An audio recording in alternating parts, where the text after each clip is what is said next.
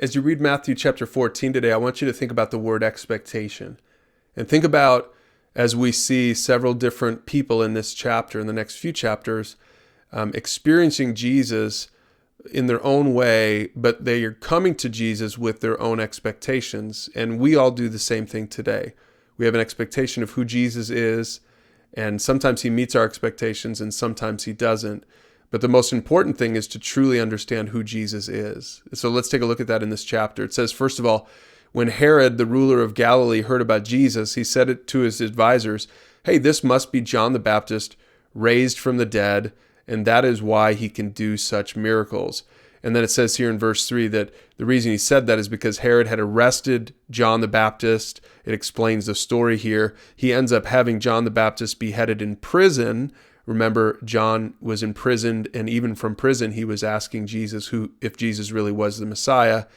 And now Herod is saying, drawing this conclusion, it was a false conclusion, but drawing this conclusion that maybe Jesus is John the Baptist resurrected, right? Well, that's one perspective. Certainly that wasn't the true perspective, but that's the first vignette that we have there in chapter 14. And then Jesus hears this news and he goes into a boat to a remote area. And it says that evening the disciples came to him and they said, hey, this is a remote place and it's getting late. And there were all these crowds of people, thousands of people. And the disciples said, send them away so that they can go to the villages and buy food for themselves. But look at what Jesus does here. He uses this as a teaching moment. He says, no, that isn't necessary. You feed them. Now, again, the disciples are thinking, well, wait, how can we feed them? There's no way. We don't have that kind of money. We don't have food. And so Jesus performs this miracle where he miraculously feeds 5,000. And you can read this for yourself. And once again, it's just stretching the disciples as they're really trying to understand, who is this guy that we're following, right? He's more than just a great teacher. And then the next story just, again, reveals even more of the glory of Jesus, who he really is.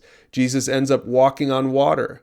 And so Peter calls out to him. He says, Lord, if it's really you, tell me to come to you walking on the water. And so Jesus said, yes, come.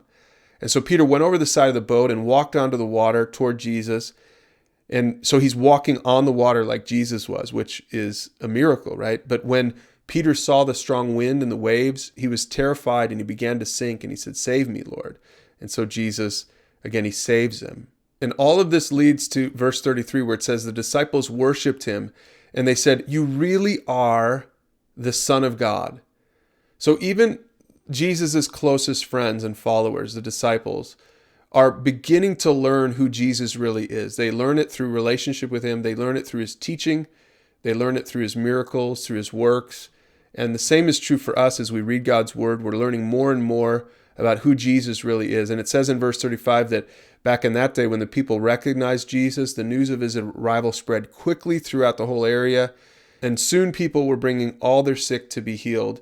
And that just makes me think about how we sort of are consumers today of Jesus. We come to Jesus just like they did 2,000 years ago for him to do something for us. But I want to challenge you as you read this chapter to just think about, no, I want to come to Jesus just to know who he is, not for what he can do for me, but I really want to know who Jesus is. I want to experience the truth of Jesus, the Messiah. And I want to embrace who the Gospels say that Jesus is. So you're ready to read Matthew 14 now, and we'll see you tomorrow for chapter 15.